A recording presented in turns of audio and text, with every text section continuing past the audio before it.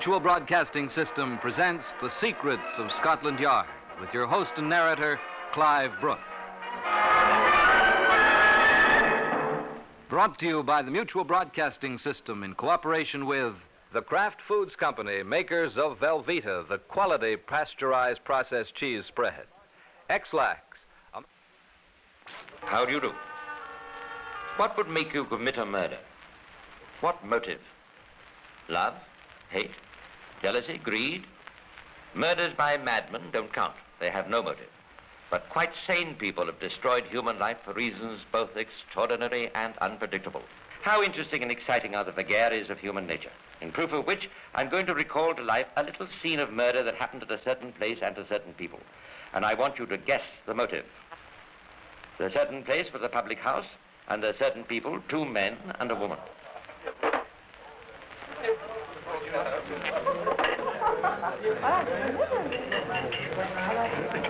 Look, Bill, here's Mary Haldane. I haven't been seen in around the old haunts lately. Certain it is that I've never set my eyes on her at this time of day. She usually is sleeping during the light hours. I'm thinking she looks none too happy. What do you think of her for, you know? She's the right type. I don't think she'd be missed. Let's try her out.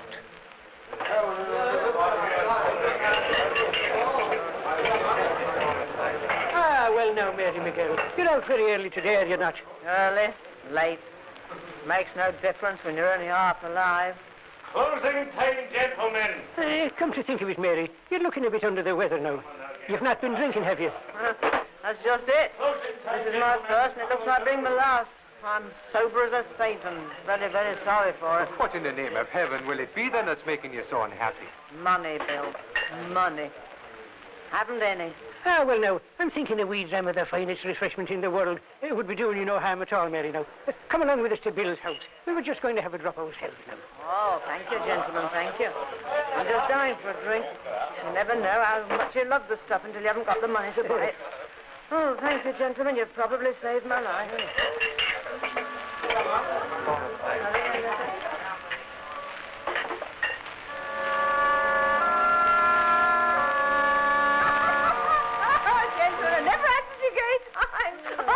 No, I shouldn't have any more, do you think? You've given me so much already. Oh, well then, just one more. Oh, that's good. The taste seems to get better and better and better. Come along now, Mary. Just one more now. This one will taste better than all the others put together. Oh, no, really? Oh, well, I'm finding myself getting a bit dizzy, you know. I don't think I better have any more. She's really sozzled. Now's the time. Get that pillow quick. What was that? Is that Bill? Drink, Mary. Just a little drink, you know. Just another little drop for the pretty shine in your lovely eyes now. Oh, Bill. You and your compliments. You'll be the death of me. Quick now. Over her mouth and nose. I got her light. It won't be long now. I think it's all over now. Can you hear her heart? Just a second. Yes, it's still beating. It's fainter. I can hardly hear it now. Yes, it stopped. And now, what was the motive for that murder? A murder deliberately planned and executed. What was the motive? The woman had no money. She'd done nothing to call for revenge. The murderers certainly neither loved nor hated her.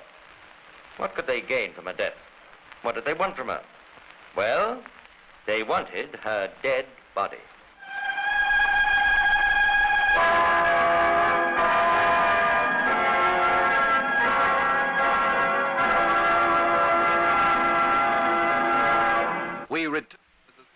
If you have high blood pressure, here are good reasons to stay on your medication.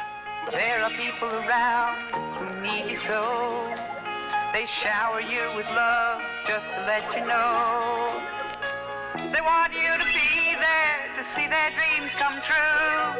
But you won't be there if you don't take care of you. Do it for them. Your son and your daughter.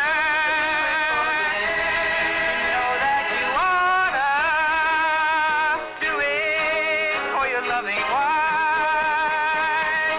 If you won't do it for yourself, do it for all the loved ones in your life. Don't let high blood pressure lead to a stroke, kidney, or heart failure. Treat it and live.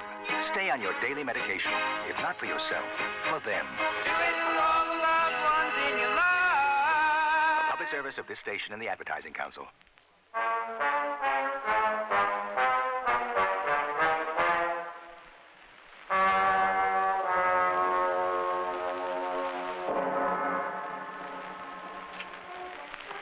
We open our story in November 1827 in Edinburgh, Scotland.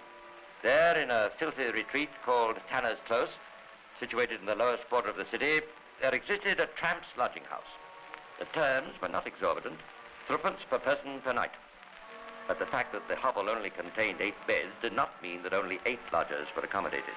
They usually slept 2 or 3 in a bed. The landlord was an Irishman, William Hare. In the house as a paying guest was another Irishman, William Burke, with his girlfriend, Helen MacDougall. As Burke and Hare were friendly, so did friendship spring up between Mrs. Hare and Miss MacDougall. Now for the story. On this particular evening, Hare came into Burke's room in an obviously angry mood. Hello there. Evening to you, Hare. And what is it I can be doing for you? Oh, I was just dropping in for a spot of talk and perhaps a spot of spirit. Yes. I was just having a dram myself. There's nothing to touch it. That's true enough. One could buy a lot of whiskey with £4 now, couldn't one? And why £4? Now then, come on with you. What is it you'll be having on your mind? Well, it's this way, Burke. That old man Donald. There, me pensioner upstairs, who's always having them nightmares. He'll be having no more nightmares. He's dead. Is he, by the saint? And when? Yesterday morning. Well now. But what's there in an old man dying off to worry you? He had to die sometime. You didn't have a hand in it yourself now, did you? Lord, no. He died of too much drinking and old age. I wanted him to stay alive, the old codger. He owed me money. That'll be the £4 you mentioned. Yes, and he's left nothing. Not a farthing. That's bad. Bad indeed now. I'm terribly sorry here.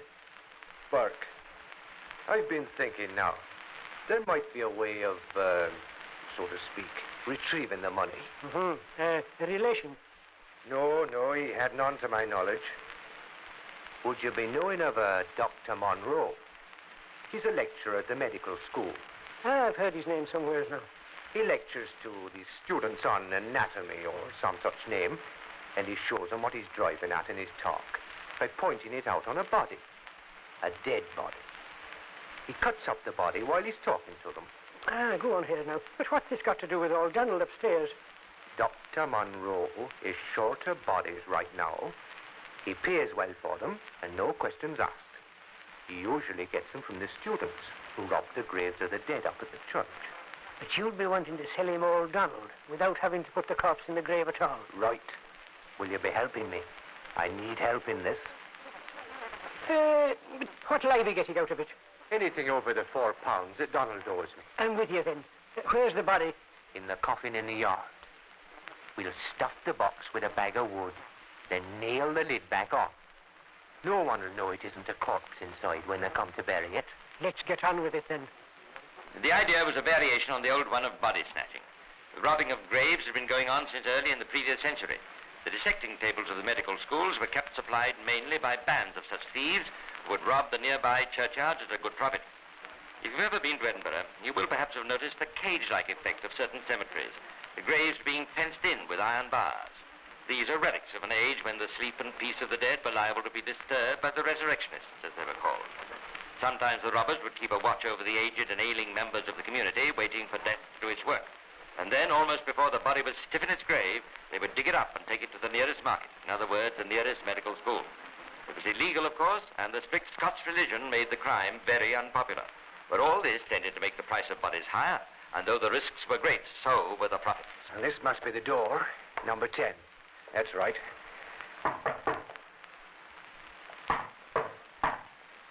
Well, there's someone about anyway. Should we bargain, do you think? Better not the first time. Let's hear what they have to offer. If he pays enough to cover Donald's debts to you and a bit more for me, I'll be content. I wish he'd hurry up. I don't like carrying a corpse all over Edinburgh with me. Shh. Can I help you, gentlemen?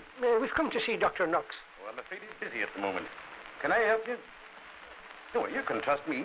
Well, now, we have this... Oh, I see. I'm sorry. Come inside. Put it down on this table. That's right. Now then, take it out of the sack. Now, I'm afraid I can't offer you more than £7. £7, is it? Oh, all right then, £7.10, but no more. Now, here you are. Yeah, thank you kindly, sir.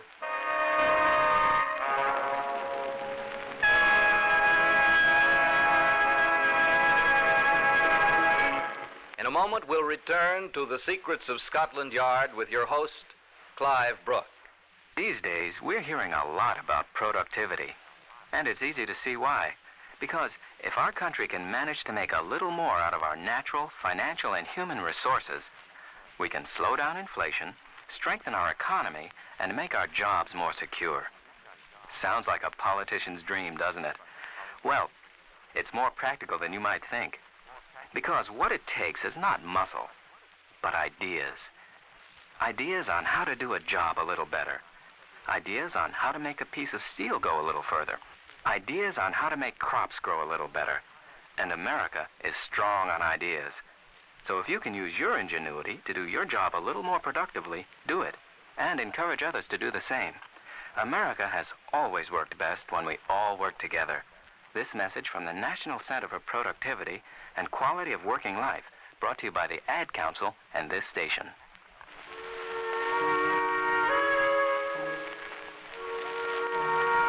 Among the lodgers at the establishment of William Hare was a miller named Joseph. How's that fella Joseph getting on? He was coughing all last night. I couldn't sleep a wink on his account now. Oh, he's worse.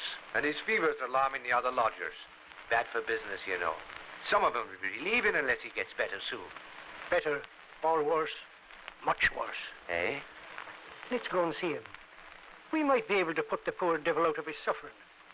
And Hare, I'm thinking Dr. Knox might be getting a wee bit anxious about bodies for his lectures. Are you with me? Yes. Joseph would be better off dead anyway.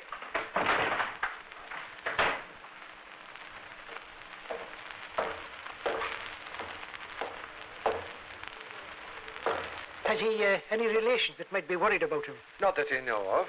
Here's the door. Now wait till I say the word, and then move quickly. We don't want him making an unholy row. Hold on. Half shares when we sell the body. Of course, man. What did you think? Come in. Good evening, gentlemen. Good evening to you, Joseph. And how are you feeling tonight? Oh, Mr. Burke, I haven't long for this world, I fear. Not long. Now, what do you think, Hare? Not long, I fear. Quick now. Put the pillow over his mouth. I'll hold his legs. I've got you.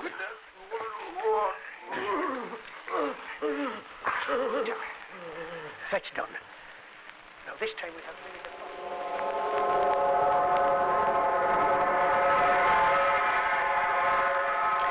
In Burke's later confession to an Edinburgh evening paper, he winds up this particular episode with the words, "Sold to Dr. Knox for £10.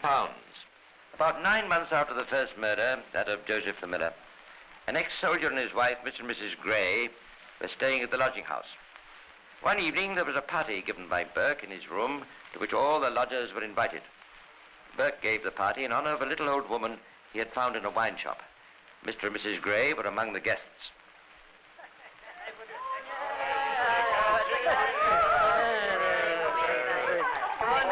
Would you believe it now?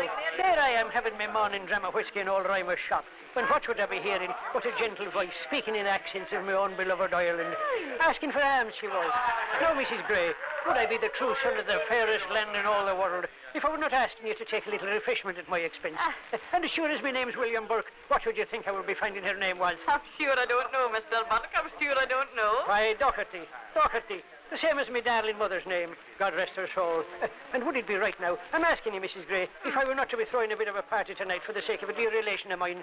Very kind of you, Mr. Burke. But are you not thinking your dear relation is a wee bit too much of the whiskey? She's old now and none too steady in her feet. Oh, Billy Hare will be taking care of her. He's dancing with her now. Oh, look, now, if he hasn't trampled on her feet. Oh, she doesn't look too badly hurt to me. No, probably just a sprain. Now, are you all right, my dear Maggie? Oh, Mr. Burke, I'm not hurt bad, but I'm afraid there'll be no more dancing for me tonight. Nor any other night. The party continued drunken and noisy into the small hours. Mr. and Mrs. Gray left comparatively early, but returned on Hare's invitation to breakfast the next morning. Tell me, Mr. Burke, what became of the old lady you had with you last night? Doherty, you mean? The old hag. Did you not hear the row in here all night? She got so drunk she thought she was 50 years younger and started getting much too friendly with me. We kicked the silly old baggage out of the house. Well, that's so, Burke. That's the truth I'm telling you, Mrs. Gray. I put up with the old girl as long as I could, but we had to get rid of her in the end. Oh, what a row she made. but she's quiet enough now, Mrs. Gray. Keep away from that bed, if you please, now. Oh, I'm sorry, Mr. Burke. I wanted to get to the potatoes. They're under here, aren't they? What in the name of mercy are you doing near the bed with the lighted pipe in your mouth now? Come away, do you hear? What's my pipe got to do with it? Wait, woman, you might set the straw on fire with it, and then there'd be a nice mess now. I'll get the potatoes myself, and I'll warn everybody to keep away from this part of the room. This peculiar conduct naturally aroused the curiosity of the Grays, but it was not until nearly evening that Burke left the house, by which time Mrs. Gray must have smoked several more pipes. As soon as Burke left, she went straight to the bed, lifted the cover, and there she discovered the dead body of Mrs. Doherty. It is due to the unswerving honesty of Mrs. Gray and her husband that the criminals were brought to justice. Both Burke and his mistress tried to bribe them to keep quiet about their discovery. They were poor people, and the offer of £10 a week must have been very tempting, but they went to the police. And gradually the whole horrible story came out, though it was not until much later, when Burke made his confession, that the public learned the full extent of the crimes that had been committed in Tanner's Close. For the moment, only the murder of Mrs. Doherty was before them. But was it murder? The first job of the public prosecutor was to prove this, to establish what in Scots law is called the corpus delicti. But owing to the subtlety of the murderer's methods, the surgeon of the Edinburgh City Police was unable to say whether the old woman has really died from violence.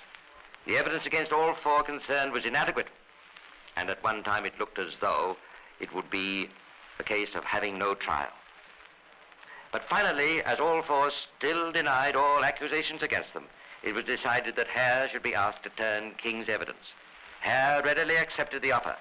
He came into the court with a ghastly smile. William Hare, we observe that you are at present a prisoner in the toll booth of Edinburgh. And from what we know, the court understands that you must have had some concern in the transaction now under investigation. It is therefore my duty to inform you that whatever share you might have had in that transaction, if you now speak the truth, you can never afterwards be questioned in the court of justice. These words must have reassured him greatly. He implicated himself and his partner Burke with every word he spoke, knowing all the time that only Burke would pay the penalty.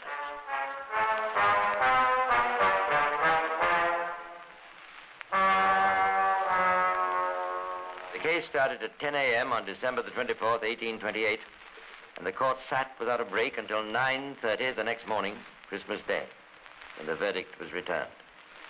Burke's mistress, MacDougall, was acquitted, as the charge against her was not proven, which is a Scots compromise between guilt and innocence. Hare's wife went free, as his evidence could not concern her. Wife cannot bear witness against husband. That William Hare himself went free seems unjust to us now, but at the time it was a case of one or neither, and the course taken was the only possible one within the law. I would like you all to hear the sentence passed on Burke. It was the normal one for murderers in Scotland, but it has, I think, a special significance when applied to a man who made his living by the sale of corpses to the medical school. And upon that day, to be taken forth from the said toll booth to the common place of execution in the lawn market of Edinburgh, and then and there to be hanged by the neck by the hands of the common executioner upon a gibbet until he be dead, and his body thereafter to be delivered to Dr. Alexander Munro, Professor of Anatomy in the University of Edinburgh, to be by him publicly dissected and anatomized. And may God Almighty have mercy on your soul. And so it was that William Burke ended up in the same way as the numerous men and women that he and his fiendish partner had smothered to death, on a lecturer's dissecting table.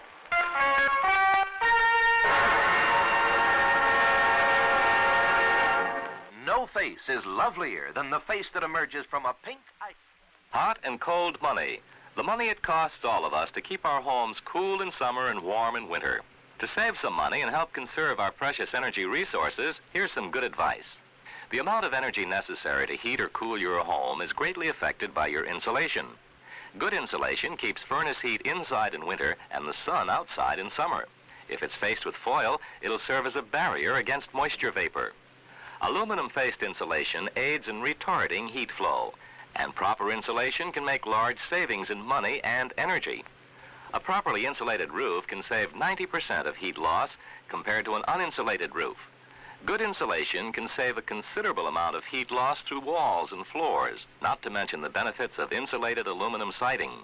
In hot weather or cold, a properly insulated house will be comfortable and economical.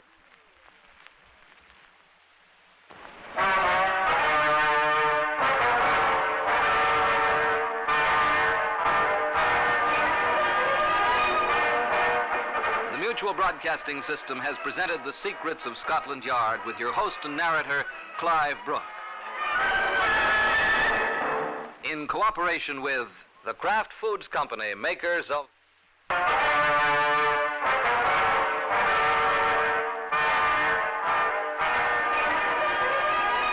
This is Sanford Marshall inviting you to return next week when we will again reveal the secrets of Scotland Yard.